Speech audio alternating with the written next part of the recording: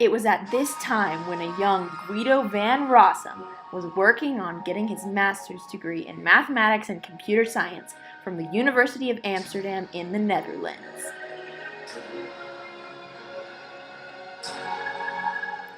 Not long after college, Guido took on research projects for a research institute called the Dutch Center for Mathematics and Computer Science, also known as CWI.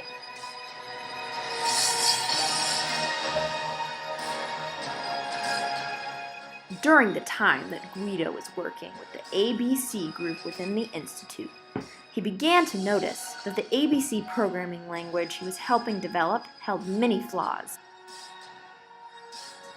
This endless frustration ignited the initial idea for him to develop his very own coding language.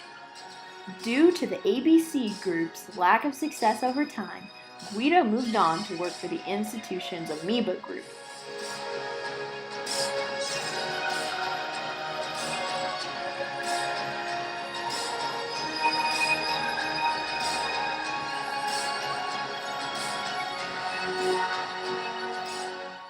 And later joined the Multimedia Group.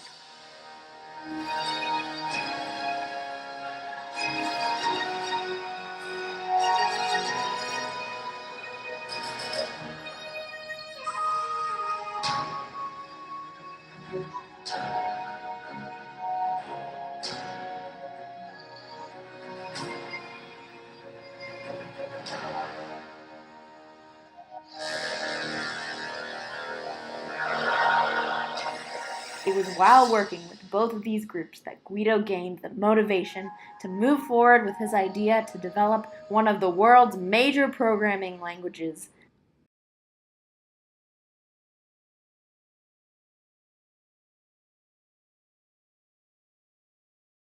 Python.